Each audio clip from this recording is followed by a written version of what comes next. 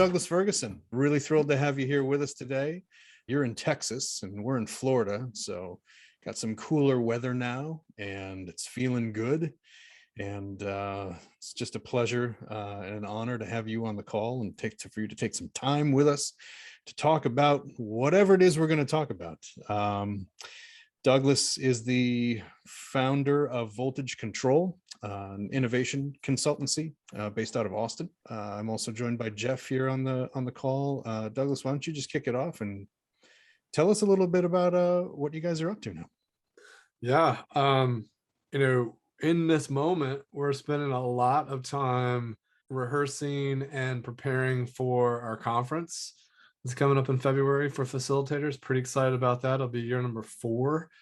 And we're coming back in person, which is a bold move. Yeah. But we're going to do it. And it's called Control the Room, right? That's right. Control the Room Facilitation Summit. And yeah, it should be pretty good. We're starting to see some proposals float in, and those, not sure when people will be tuning into this, but November 23rd, just for you guys, is when that cutoff is, in case you want to submit something or know someone that might want to.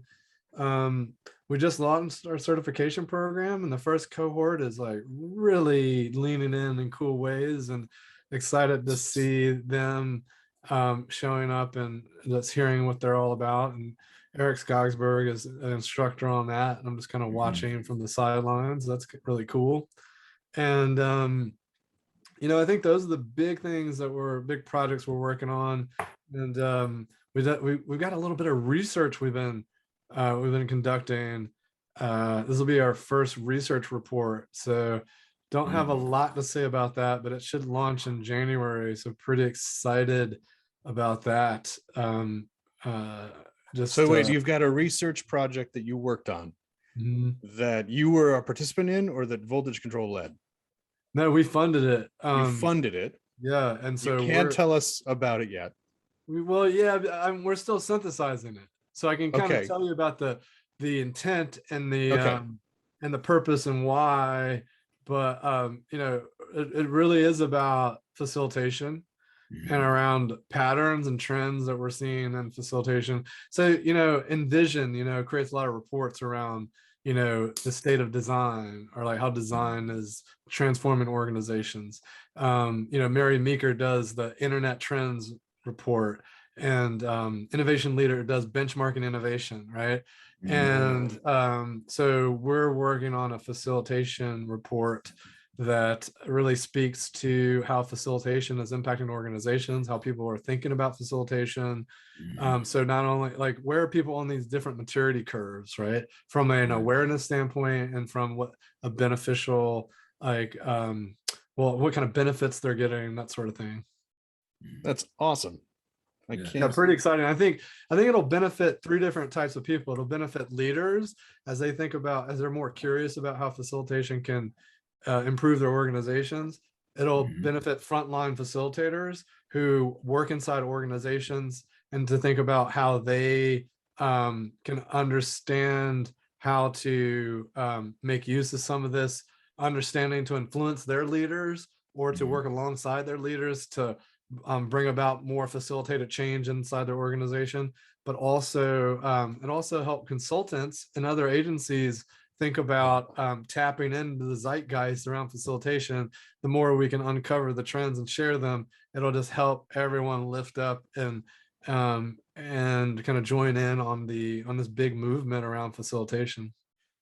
At Illustrious, I think I would venture to say we're about 80-20 on internal facilitators versus external, and by that I mean like 80% of our clients are either the product manager or the CIO or the person on the inside who kind of wants to get the work done and help lead that change, right? Versus 20% is like a fellow, you might say your competition, right? Like another consultant or facilitator who's like, hey, can you help me build this mural, or help me develop this field guide or this workshop or whatever.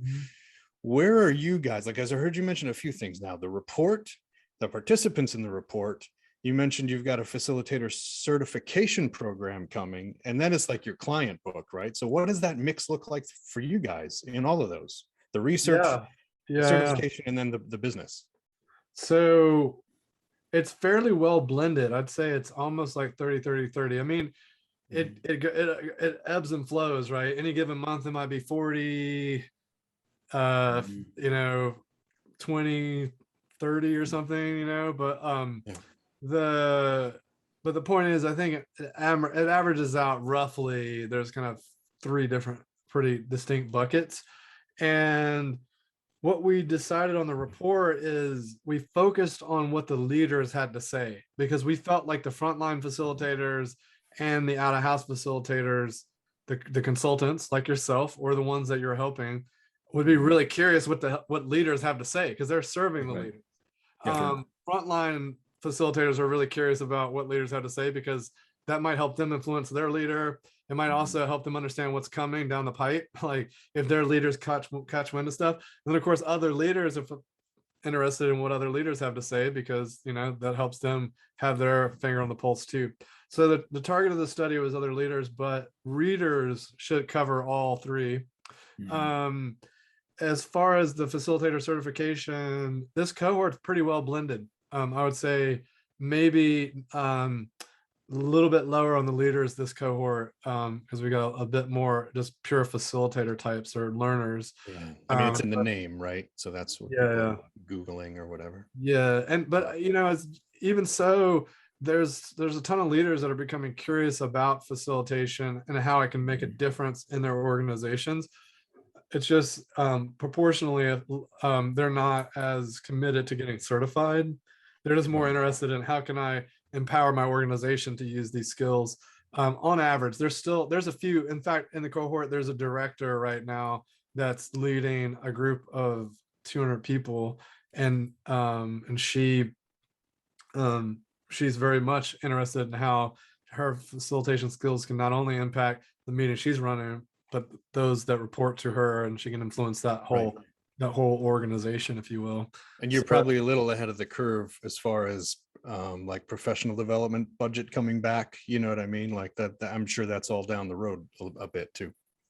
Yeah, I mean, yeah, for sure. I mean, it depends on the company. Some companies, like, it's been there.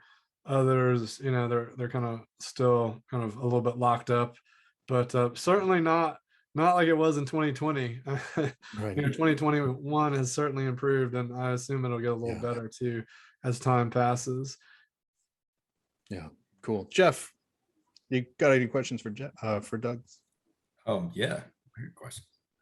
First of all, do you have a clue when that report is going to drop? When can people expect that? Yeah, I think we'll have it ready around December 10th. And if folks are really interested, we might be able to get early access to it. But we're going to launch it publicly in January. We may hold out and launch it along with the conference just to make it a big unveiling with the conference. We'll see. We haven't decided fully on that. So you guys are getting some behind the scenes scoop right now, because we're still deciding. Cool. But yeah, we plan to do some almost like the books will have test readers. So we're going to share it out with a few folks and get some feedback, and because it's not only the hard data, but it's our synthesis of the data and the narrative we're applying on top that we'll want to get some feedback on. Super cool. If you're looking for volunteers, we're volunteers. Yeah. I had a feeling as I was saying that you guys might raise your hands. So absolutely. If you don't hear from me, maybe bug me, but I'm sure I'll remember. Cool. All right. So we've had facilitation and consulting in common, and I've known that for a couple of years now. Even from when I was at my former consultancy that Jeff and I worked at. But come to find out, we have more things in common than just that. Jeff showed me before the call, you've got a recording studio, is that right? Oh, yeah. It's called The Still? It is, yeah. Tell us about that. Well, so I've been playing music since high school, and always was very fascinated by the technology behind the music, and also capturing the music. So I was always the one in the band who, I was the one that got the 4-track cassette recorder and like was recording our rehearsals, and then slowly started accumulating more and more gear until it like took over a whole extra spare bedroom in the house. And then I said, well, this is ridiculous. I need to have more room, and converted a garage. And then in my latest house, I specifically scouted out a property that had a separate building that I could kind of expand out into the studio. I still have the other one. My buddy's got a mastering studio in that space, and I've been really impressed. He's really studied it and really collected some, I would say, really top-notch mastering equipment. He's built a really nice setup there in that old room I designed. So I'm proud of that. And then, so here I've got mostly digital, but Sony console that is analog, and a bunch of analog outboard equipment. So lots of analog compressors. Probably the LA2A is one of my favorites. Lots of old school preamps. Probably the API 312s are my kind of go-tos. I love that 70s sound. So I love mixing analog, but most everything gets recorded down to digital. So I don't typically mix in the box. I'll do automations and stuff, but I was always kind of an analog tape guy. I still have a 1-inch 8-track that I will sometimes mess around with, but honestly, man, I'm running a company, and it's been taking a lot of my attention. So the studio has been kind of pretty ignored for a while. But I guess the other thing that's maybe worth mentioning, and I wrote, it was one of the first, I think maybe the first blog post I wrote, if not the first. It was definitely in the first month of starting the company. I actually wrote a blog post about why I named the company Voltage Control. And it was really born out of this desire to tap into something personal and sacred from myself. And so naturally I gravitated to the music and the studio, and I was kind of thinking about that. And then I started thinking about my analog synthesizer, and I got a massive Eurorack synthesizer. And for for the folks that don't know Eurorack, it's basically a bunch of cables. There's no keyboard on it. It's kind of like a brain, it's like it's a system. It's like a switchboard. Yeah, and you get it going, and it just it does what it does. And once I started thinking about my modular system, and with regards to what I might name the company, I started to ponder about how I used to compare my synthesizer to managing teams and the complexity of human interactions. Because especially in a Eurorack system, every little module in the system, you'll have these little modules that are just like 3 inches wide or something, and some of them are really tiny, some of them are a little wider. Each one of them screws into the case separately, and they're all made by different manufacturers. I mean, I probably got 20, 30 different manufacturers in that case. And even within the manufacturer, different modules behave differently. And so it can be quite unpredictable when you plug an oscillator into a filter. Even though you're like, I'll plug an oscillator in a filter should do this. If you mix and match different filters, different oscillators, they start to behave differently just because of the esoteric nature of the inventor that created it, right? Because if you're talking about a Moog synthesizer or ARP or something where it's all self-contained, all made by the same engineer, the same team, they got rid of all those idiosyncrasies. Like when you connect the oscillator to the oscillator, they got it really smooth and really dialed in, and those things are paired up and they meant to work together. Well, in this Eurorack system, not quite the case, right? Because everyone, these engineers didn't talk to each other. The stuff just wound up on the store shelf, and it happens to fit into the same case, and it happens to use the same voltages, but totally different. Very similar. Excuse me. Very similar to working with teams and humans, because all these humans are different. They were made by different manufacturers. They have different operating systems, different values, different needs, different temperaments, different levels of stability, different tunings. I mean, the metaphor, you could just push the metaphor further and further, right? But you get the point. And so whenever I create these complex patches with my modular synthesizer, it always made me think like, oh, this is similar to like organizing teams and how you structure this team. This person's going to work really well with this person for this purpose to do this thing. And when they connect in this way, it creates this new possibility that they couldn't have done on their own, et cetera, et cetera. So once I started thinking along those lines, then I was like, okay, it has to be something around this.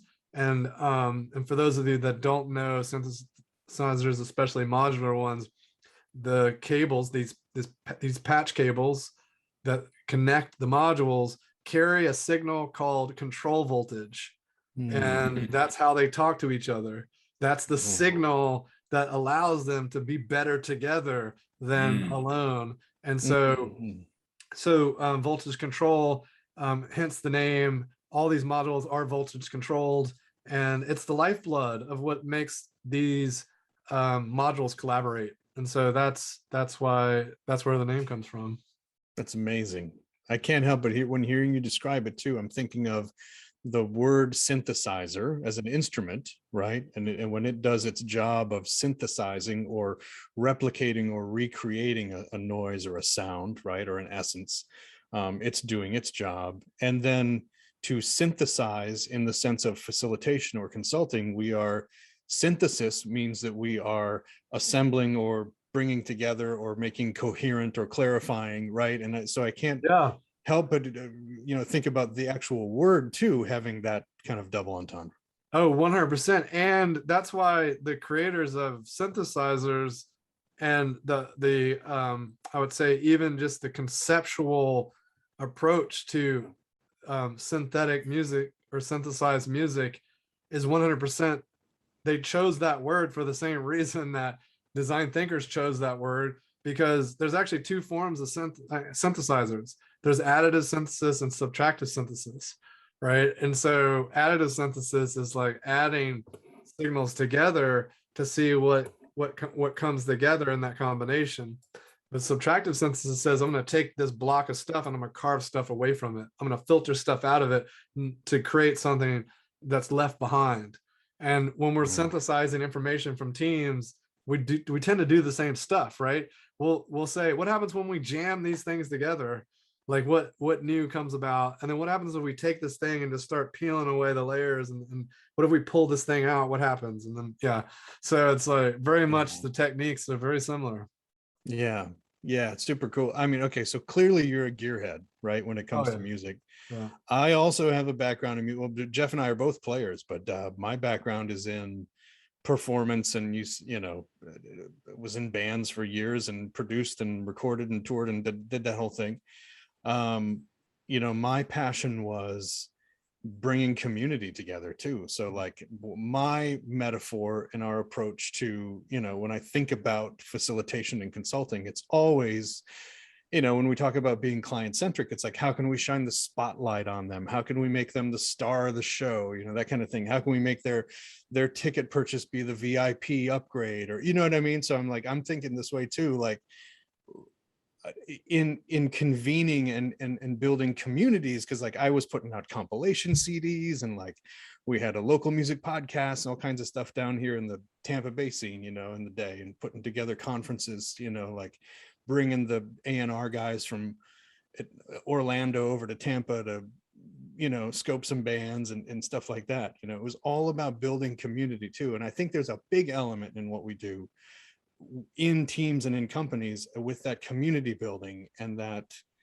getting people to kind of find that safe, even sacred space, among this tribe or community of people, that they are oriented toward a vision, and we were doing that in the music scene, just like we're doing that in big tech companies now, training people to have faith, you know, that we can lift each other as we climb, that if one person gets a deal, like it's going to shine a light on the area, right? If some person over here has an innovation or a breakthrough in a department, it's only going to shine a light on the company as a whole. Like just that whole community building philosophy, I think just translates directly into the work we do. Oh, 100%. And that echoes my experience too. You know, I think that this sharing, this like we're in this together kind of mentality is 100% the mentality that these regional local music scenes tend to have. For certainly my experience kind of coming up through the 90s, and we definitely supported each other and had each other's backs and would book shows with each other and help each other out when we could. One person gets a leg up, that's the leg up for everyone else, kind of, for sure. And also I think that there's this notion of belonging too, right? It's not that we're all just out in the dark trying to figure this out. It's like we're all here for the same purpose. We share these values and these interests, and we're going to come together to explore, learn, and grow together. And I think that is certainly, I would say, paralleled in the work that's happening on the facilitation side too, as you say. And I think just as a fractal, right? If you zoom out, you think about that the different circuits or modules bring a voice to the instrument, and they create a kind of a larger voice, right? That can be played by a player. You think about the voicing and the attitude and the skill and the kinesthetic ability of performers in a group who come together to create then one performative experience as a band, right? And then you think about those bands that are nested within a scene alongside other groups that give a region or a geography a certain flavor, right? Like I know here in Tampa Bay, we were the death metal capital of the world for many years. Like might still be known as that. I don't know, but that was the thing, right? In Austin, you've got the kind of country roots rockabilly thing with the Bob Schneiders and the whoever else that are kind of like coming out of that scene, right? And the Los Lobos and all of that, right? And I know in Seattle, there's a flavor there, right? So it's like there's this, as you zoom out, the sand, the speck of sand becomes a mountain, right? And I think if we take that to organizations and to teams, you take the contributions of the individual, you take the experience of the team, you take the performance of the company. Now then, what are we talking about regionally or geographically that is being experienced by business in that area, right? Like we've got different industries, and again in Austin, for example, like with the diaspora of Midway, right? When it was the video game capital, and then all those video game people went off and created tech companies and became app developers, right? Like there's just this, it's always composting, but there's always this kind of flavor, right? Do you kind of see that with companies too? Yeah, I think what you're describing is ecosystems. Yeah. And I think that's certainly at play, and it really depends on the diversity of the ecosystem and how vibrant it is to whether or not there's a flavor to it. I think a lot of times the smaller the ecosystem, the more distinct the flavor can be quite often, because it's not it's not overshadowed by the sheer diversity or sheer volume. And definitely so in a lot of the music scene stuff, because it's like, okay, well, what's New York's scene? It's like they have so much happening that it's like it's hard to say that that's one thing. Now, maybe you could go into a specific genre, and you could say in that genre, the East Coast hip hop's a little different than the West Coast hip hop kind of thing. But and it's certainly fascinating, and I think a lot of that comes down to the people, how they influence each other. And I think you can see those things kind of manifest inside companies for sure. I don't, we don't always, I think it's a fascinating thing to study. I don't know how much it comes up in the work that we do when we're working with folks. I think maybe the way it surfaces is just being conscious of those local norms, those local traditions, and supporting that diversity versus assuming that people are going to show up in a certain way or need to be treated in a certain way. Just being supportive of what in our book Start Within, we talked about house rules, right? It's like you can learn how to play Monopoly, but if you go over to your friend's house and their family plays it different, you better learn how to play it their way because you're outnumbered, right? And if you don't, it's going to be a painful experience. The same kind of thing inside companies, and especially as a consultant, it's like you might be able to get away with it because you're an outsider and they look at you from a methodology standpoint, but it's probably going to be very short-sighted to go jam something down their throat that doesn't align with their values or doesn't align with their house rules, unless like your intention is to, if the nature of your work is to change that very thing, then let that be an intentional design focus versus, but if it's not, if the intent is not to change that thing, let that go. Don't let that get in the way of the good work that needs to be done. Like switch up your methodology. So I don't know if I kind of went off on a little bit of a tangent there, but as you were talking about that stuff, that's what kind of surfaced for me is how that manifests in the work we do. No, that makes perfect sense. And it's like what it made me think of was sort of the community of facilitators. We're not regional necessarily. We have this weird sort of international virtual relationship with each other. And a lot of it is around exactly what you're talking about, which is how do we go into an organization as essentially an outsider and make something happen without stomping all over their culture. How do we do that? And that seems to be a lot of the conversation is, how do we do that? How do we approach them to make a change and figure out, kind of parse what to twist and what to leave alone, right? Yeah, like what's the work versus what's best left alone. right And what I heard you say in that analogy too is like when we go in as a consultant and say, okay, here, when a client says, here's the work we'd like done, right? And we get in and find out, well, actually the work needs to be around either process or solutioning or change, right? Whatever that is, right? We find out there's a different problem to solve. What I hear you say is that it's like the synthesizer, where you think the signal is what's coming through the cable, what's coming through the switchboard, and that its essence is in the performance or in maybe the experience of what's happening there. And you shouldn't focus on the cable itself or the signal to noise ratio itself that's moving through the wire, unless that becomes the problem. If that becomes the issue, then that is the problem you need to solve. You need to unplug the wire, fix the wire, or build a new wire, and then plug it back in and play with that. Right. Yeah, another maybe taking it a step further here. I'll get really concrete on this analogy. So I take my synthesizer to Europe, and they have completely different voltage there. Do I demand they change their voltage to match my synthesizer, or do I get an adapter so that I can run my thing with their and be compatible, right?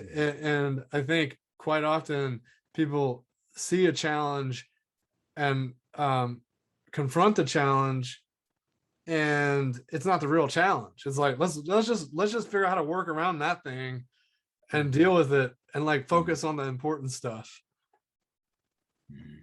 Yeah, love it. I mean, this is, yeah, so obviously musical analogies, we take it.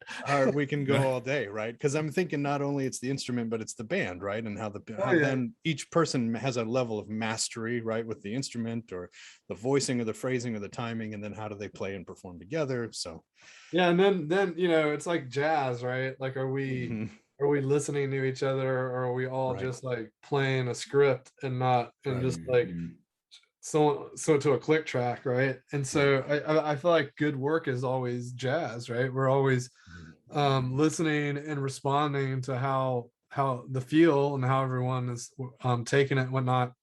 And then, you know, I guess the final thing I'll say on that is, you know, the drummer always makes or breaks the band. Right. I agree. I agree. I want to go back to, though, you just said, what was it? Good work is always jazz. Is it? Or is it just that we need to be reading from the same, you know, playing within the same mode, or, you know? Well, it doesn't necessarily all be improv. Right? Yeah. I don't know, but I think jazz always has an appreciation for feel and for like really listening to others. Right. And so I don't.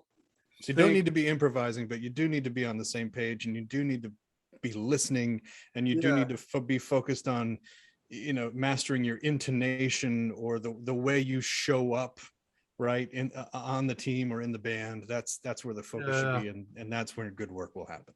Yeah, I think so. And you know, I think the extreme other example would be just really mechanistic, like we're totally following the charts or the staff, and we're ignoring what else is happening. We're playing our parts, right, and to the click, and it might as well just be MIDI.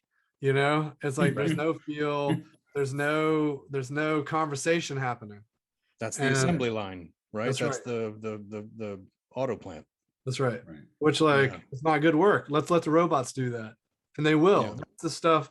Who will worry about job displacement from AI? AI is going to displace all that crap that doesn't require any jazz. And the more as the future evolves, or as the future hurtles toward us even faster and faster, we're going to do more and more jazz, which, you know, I think it's going to be fun. I'd even say it's the Amazon warehouse, right? Oh yeah. because it's what you're doing is you're dehumanizing. That's to me, I think, the key, because I think there's energy and there's momentum and there's probably, I don't know, I could say there's good work being done within an Amazon warehouse. But if there's a culture happening where you can't take a bathroom break and you got to pee in a bottle or whatever it is, right? The reports we hear about the horrible conditions and blah blah blah. Well, then that's whiplash, right? That's JT, but that's the right, like that's the instructor really cracking down on the drummer to get it right, and you know, it bordering on abuse. I mean, that's the difference. Even though that's jazz, there's healthy jazz and there's unhealthy work conditions, right? Oh, yeah. I think when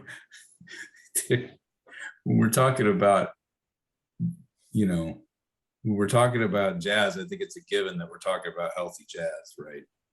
Like, is it, I mean, because I you know, what I'm hearing is like the conversational element of that, where everybody, you know, there's an emergent outcome and everyone's listening because everyone's curious about how it's going to turn out. You know, that's kind of the jazz element, is that the uncertainty, you know, not in a, oh God, what's going to happen kind of a way, but ooh, what's going to happen next? Yeah, and the presence of like, hey, I want to be able to, I'm going to pay close attention because I need to respond to what's evolving. And yeah, you know, the unhealthy jazz kind of reminds me of Captain Beefheart and how he used to ration the food to his band members and like rehearsing to death. And I mean, that music was phenomenal, and just out of this world. But I feel like it was in a way mechanistic, right? Like, as crazy as it was, I'm just like, I'm not sure that there was much jazz or much improv or much anything happening, because they were like so rehearsed. It was just like, let's just do this thing that we know how to do so well. Unless maybe his brilliance was, I never got to see them play, so I can't say how much they colored outside the lines. Maybe his brilliance was like, I'm gonna abuse them so much that they become so like desensitized to like the stuff. But then when we're doing it, like, we can be so free because like we're unencumbered by it anymore. I don't know. It's like the Sundance jazz. Yeah, right. You know? I mean, and how this relates to business is that what we're describing the unhealthy version of this as, what to me it sounds like we're saying is a singular vision. It's hierarchical, it's top down, it's command and control, versus collaboration, which is the listening and the intuition and the sprinting and the, you know, innovating toward an outcome or a result, as Jeff said.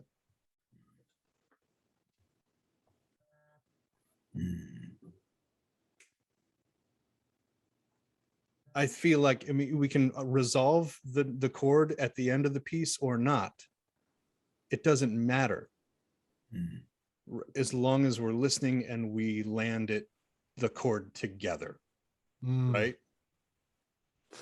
Yeah, I will say though, I mean, if the tension's really interesting thing to play with in music, right? And it can also be a fun thing to play with in workshops. We had to be really careful and really, I think, considerate and gracious to our attendees, how much tension we're willing to hold and allow in the room. And ending with tension is a very, very, that's a treacherous thing. I mean, like a song might do it just because you want to just like, you want to leave someone kind of just pondering, but leaving a team with tension, that's a little tough, you know, because oftentimes we want to have that sense of closure so that they, you know, we often talk about rating meetings at the end so that we can, you know, improve them. If you ending with tension, you're probably not going to get very good ratings on that. It's like, that's the opposite of why they asked you to come. That's right. And the, you know, and the other thing too is like the power of moments, like work around rating. I think it came from research that Disney did around how the you know, any encounter, a moment or memory can be summarized by how it started, how it ended, and the peak moment of that experience. You can literally like average those three things together and be able to predict how someone's going to rate the overall experience.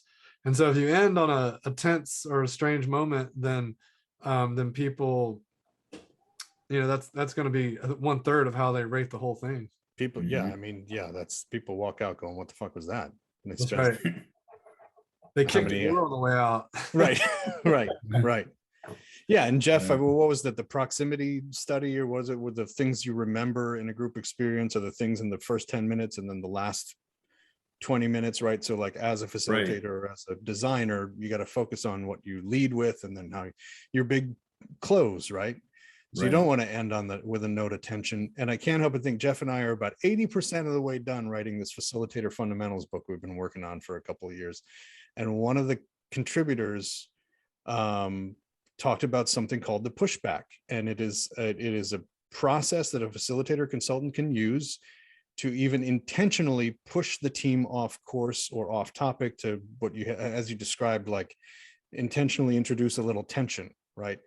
The principle though, is that you want that pushback early and often. Like you can sometimes intentionally say, these were your numbers for Q4, right? And intentionally say a wrong number if the team is running in different directions. The idea is that the team all of a sudden cranes their neck around and goes, no, that's wrong. Our numbers were this, right? And all of a sudden you have them on the same page, right? So tension can be played with the group and in facilitation, sometimes purposefully, but you want it early, right? You want them to, the idea is that they're engaging and that they're aligning would be the idea. And that's a bet too, because you have to have the skill to navigate that for the rest of the meeting, because at that point somebody's thinking this person's an idiot, right? You know, they don't know their numbers, they didn't do their homework, I don't have to be a part of this anymore. Right. You know, so it's like it's and as facilitators sometimes we can say, okay, just testing you or whatever, and play that off, but the idea is that you want that pushback, right? Because that kind of creates investment for them and engagement for them in a way that resolves the chord, right? It isn't, synthesizes and brings it together and makes it coherent. Yeah, I like it. That's interesting. You know, I think oftentimes whether, you know, I think it more, or I mean, it can be part of your beginning, it can be part of your explore, your middle, it can be part of your close, but it cannot, I mean, we absolutely don't want it to be the final end of the close, you know. Right. Like, Correct. and Correct. I would say like talk about like bold moves. Going in the closer with introducing some tension, assuming you were going to resolve it during the close, that'd be a pretty bold move. Probably pretty powerful because they would remember that juxtaposition around how it got a little funky and then boom, we nailed it, you know. But you know that you'd have to be pretty confident in your knowledge of the team and the work and where you think it's going to go. It's got to be one of those magic tricks, right? Where it's like, Yes. pull the rabbit out, distract them, and then, you know, like, and you got to have it down. Yeah. Right. For sure. And I can't help but compare this to moments of tension that are out of our control as facilitators. For instance, there may be a CEO that has been out of the room for 2 hours and then comes in at the end and says, I know you guys have been working on all of this stuff for hours, but right, here's what I think. Right. Or, you know, I know we've done all this work on our vision and our values, but really as CEO, here's what I think it should be, whatever it is, right? Like something that just pulls the rug out from under the collaboration that happened, right? So some of that stuff happens, it's out of our control. And designing for, okay, when is John going to get back in the room? When is Jane going to do her reflection and response to the, you know, like designing that in so that we can still have the chord resolve at the end that we need. Yeah, that's always tricky when you know, it's funny. We're kind of beating this metaphor to death, but Yeah. It's the theme, it's the motif. I know. So we did a blog post, like, gosh, it's been almost 2 years ago now, where we talked about we were kind of drawing a parallel between facilitation and conductors. Because, you know, a facilitator is conducting the meeting, much like the way a conductor conducts in symphony. And specifically in the scenario you were just talking about, those moves as a facilitator are very, very common to what a conductor is doing, right? Because if you're like, hey, here's when the violins come in, you know, and when they know when to come in, but you're nuancing it, right? Yeah. And so what happens if they don't come in, you know? Like you could be doing your job perfectly and they just don't take the cue. And especially the CEO is supposed to come in for a cameo of like they're going to do the final decision, or they're going to like come in and, you know, rally the troops or whatever, and it's designed at a really pivotal moment where we're going to you know, build some hype. They don't show up, right? Well, you know, the conductors are not, you know, they're not equipped to deal with that sort of thing, because if that didn't happen, it would be a total train wreck. Whereas we have to be ready for those types of variables, and it happens all the time. And I think that is, to me, one of the biggest distinguishers between what I would call a master facilitator and someone that might be novice or, you know, intermediate or whatnot, because it just comes with lots of practice and sometimes just an innate ability to think on your feet and go, okay, what does the team need right now? How can I bridge this gap, knowing that I don't know when they're going to walk through the door? So what do I do? Yeah. Well, I know we're running out of time. Douglas, is there anything do you want to synthesize the conversation we've had so far? And, wow. Yeah. Well, certainly we, you know, anyone who's, you know, into music is probably amused at this point. Anyone who's like, you know, mildly like disinterested in music is probably mildly annoyed at us. Yeah, or they stopped listening long ago. Yes. Right. Or maybe they're listening to see what kind of shenanigans we bring up next, just because they're a glutton for punishment. Yeah. You know, I think I love analogies because it helps to make sense of the world. And that's one of the things that facilitators do. Not only do we synthesize, but we engage in sense making. And so we spend a lot of time on metaphors around music versus enterprises and teams and how they work and how facilitators show up.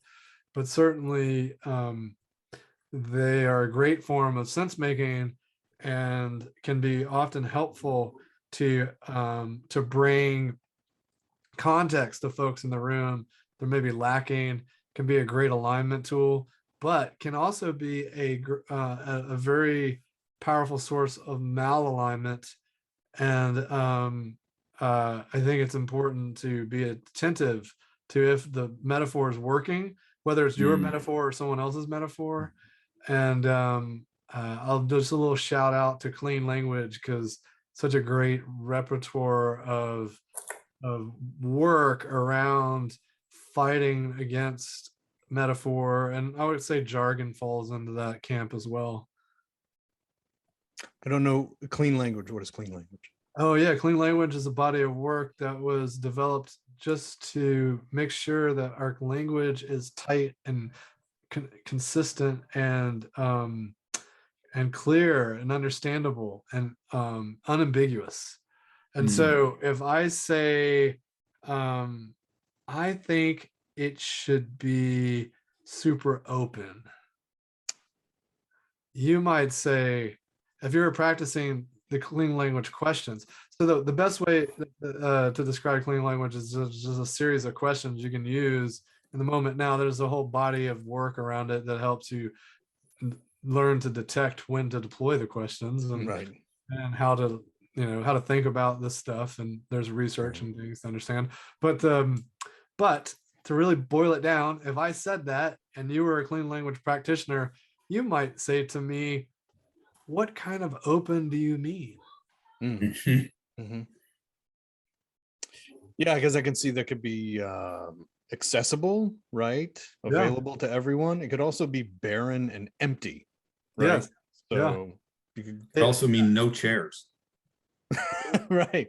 It might be not closed, or So instead of "do you mean this?" and putting the word or the thought in their mouth, right? You say, what kind of open do you mean? And it's another question. Yes. And there's like 12 or more of there's more than 12, I think, but there's some basic ones that are like the kind of the go-to ones are like start here, and then there's others that you can use. And it's basically just a tool for clarifying and alignment, because the worst is when someone says something vague and everyone in the room nods their heads and it's no one knows, or they're all assuming they're aligned. And then and you just add on ambiguity on top of ambiguity on top of ambiguity. No one's understanding anybody. And then you go on to the next thing and the next thing, and then you get to the end and everyone's really unhappy and it's kind of unclear, but you've got some prioritization done, but like you kind of seem like the task was done, but not everyone's super jazzed about it all. And you're like, man, the team morale is really low. And it's all because we didn't really start with a solid understanding of what we were talking about and what we could have been one word. Yeah. That derailed everything. Yeah. And you never know. Certainly the starting point, and it could, but from there they stack on more, guaranteed. Because a lot of times it's like the jargon, the internal jargon is the worst. I was at a company, they were a large sports apparel company, and they were using this word that was tied with one of their brands. And they kept saying this word, and like as it related to the work they were doing on this project. Well, it's blank. And like, it's like, that's a brand term. That's like a product brand term. Like, and how does that relate to this product line? People were taking their own interpretations of what that meant. What was the ethos of that word? It was so strange and bizarre. And so, so much of the work was slowing down that conversation and going, okay, hold on for a second. What do you mean by blank? And what do you mean by blank? Okay. And then, so we're kind of just going through definitions and like Just and you gotta be people. careful. You gotta be careful in teams too for I forget the effect or the syndrome or whatever it is. I heard it on the Way with Words podcast, but there are teams who will just keep their mouth shut and they'll go with the flow. Oh, because they don't want to admit that because they don't want to admit they don't know what it means, or they go along with it because it sounds good. And then all of a sudden the team of 10 people is going to lunch at a place where nobody wants to go to lunch, but they assumed everybody else wanted to go there, right? That's right. That's right. It's just like this group agreement kind of stuff. Yeah. I mean, it's similar to like, how everyone stands in the elevator in the same direction, it's like. Right, right. And when I hear you talk about it's clean language or clear language? Clean language. Clean language. I imagine there's a lot of facilitators who manage clean language without knowing that there's a thing called clean language, and here's how you address it. I imagine some of that is just you've heard it and we don't want to be confusing. We don't want to be ambiguous. Let's tighten that up before we move on. I imagine there are people who have developed defenses or tools for that, just like nonviolent communication is a form of communication that might, hurt people's feelings or include people in language that don't want to be included in the language. So I'm sure people who don't even have a name for nonviolent communication have found out that when I use this word, people take it personally. When I use this word, everything's hunky-dory, right? So I imagine there's probably a toolbox out there with labels on it where people are like, oh, I do that all the time. I had no idea that's what that was called.